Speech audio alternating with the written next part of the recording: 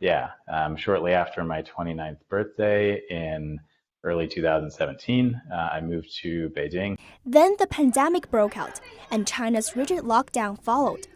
It was pretty scary. At the time, streets in Shanghai were almost completely empty. Authoritarian governments control every aspect of public and private life and are able to do things that are less likely in free societies. And to be able to mobilize like thousands of people to walk around neighborhoods on loudspeakers telling you to stay inside and to not go outdoors. Western media has been praising China's success in controlling the virus.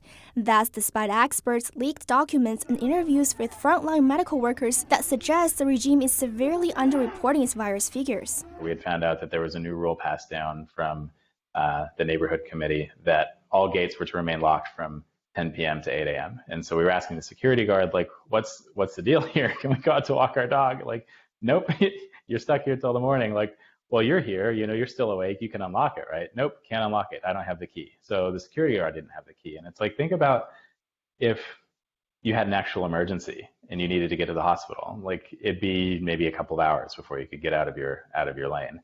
And just the idea that you can be locked into your home, and you can't leave. And people want to praise that as success of China's controlling the pandemic without considering the context of what that would mean. The modern system in China is kind of capitalistic to an extreme, in the sense that there's not a great safety net. Like when we talk about socialism in the US, generally people have some kind of version of Northern Europe in their minds, where education is paid for, where higher education is paid for, where you have maybe a year of maternity leave. I think that's what people think of when they think of socialistic kind of policies, and China actually has very, very little of that. It's like dressing itself up as socialism in certain ways by paying homage to this great figure, Chairman Mao, but in reality, modern day China would be unrecognizable to him. Back in, let's say, the 70s or 80s, you might be working at a company, and the owner of the company or the boss of the company might be making 3 times more money than you did. But now the owner of the company is making 3,000 times more than the person at the bottom of the company.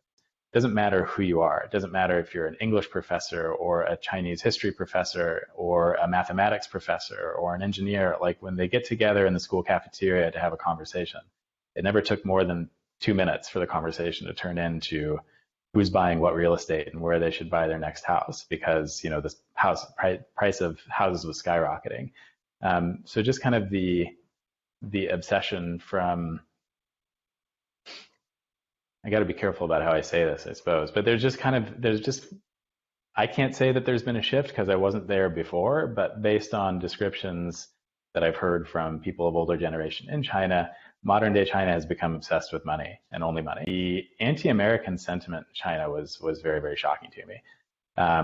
For one, the US leaders, in terms of what they present to the American public, there's never this notion that China's our best friend and that we're going to go marching happily off into the future holding hands together. There's just like not that kind of image. But there's definitely not anything close, anything remotely close, anything 1,000 miles away from the amount of anti-China sentiment in America that there is anti-American sentiment in China. And I don't mean anti-American in the sense of me as an American, I felt unsafe or unlike there. It was more of, imperialist America, 美帝国主义, this notion that had been kind of beaten into people's minds from the 1950s that America was at that time and, is still and will remain into the future the single most destructive force to the future of China's development. And it is our mission in life to overcome America.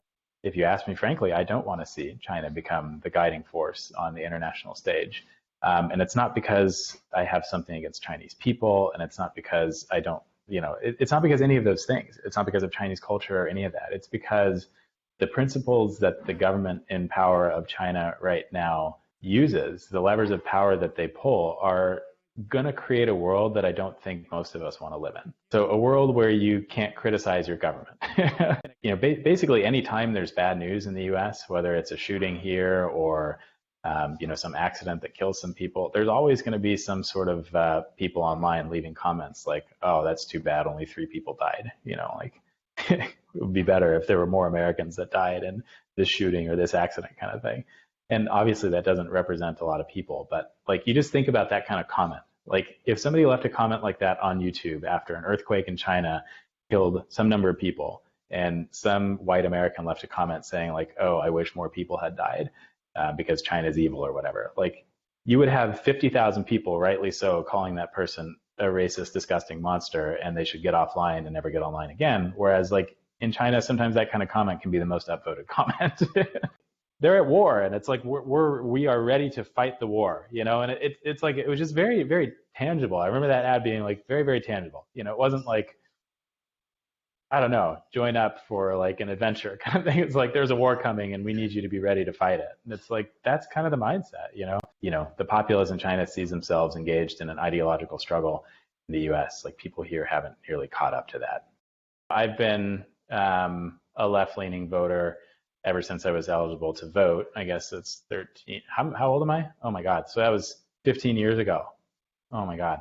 15 years ago. So ever since I've been eligible to vote 15 years ago, I've been left-leaning. I grew up in Los Angeles. I went to like a very sort of inclusive private school here that talked a lot about diversity and equity, equality, and things like that. And in 2016, I was absolutely appalled at the idea that Donald Trump could win the presidency. Like, just thought that him winning that was the greatest scar on America's reputation that could ever possibly happen, and it would be there forever, and we would be forever known as like a country of idiots. When he came into office, I was it blew my mind.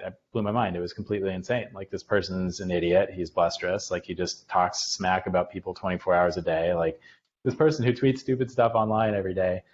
How could he possibly be elected to represent America? It was mind blowing to me. But until let's say 2017, when I had gone to China and started to experience life there, that was my thinking towards Donald Trump. That everything that he said was a lie and nonsense, and that he was going to be the end of America as we knew it. And I don't think that was true. But what he was conveying and the policies that were being put in place at an actual kind of level of detail by his cabinet and his team, there was good motivation for them. And I didn't realize that until living there. And so, I used to be kind of like a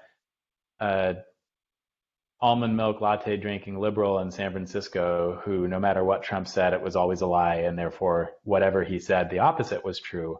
Like, seeing that was not the case with China, because I lived there and experienced life there and kind of got a sense for what the general view towards America was there. I guess it sort of opened my mind to the possibility that, like, well, maybe it's not just China, maybe it's certain other assumptions that I've held to be the gospel for my entire life. Just challenging those other assumptions. I think, China kind of opened the door to that for me.